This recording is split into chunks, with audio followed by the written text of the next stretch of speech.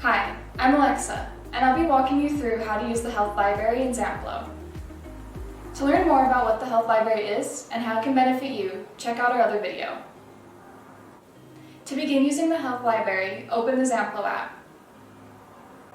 From the dashboard, navigate to the bottom and click on More, then Health Library. Here you can either add or search for a resource. To start, let's walk through how to add a resource.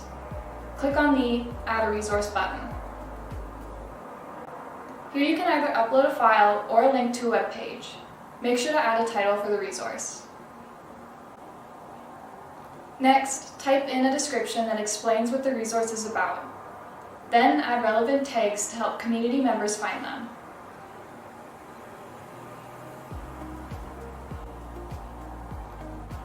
Finally, click Save to upload the resource. If you want to find a resource, click the Directory button near the top. This page allows you to customize your search. For this tutorial, we are going to search for lung cancer resources. Now you can add in specific search criteria. Click on Search.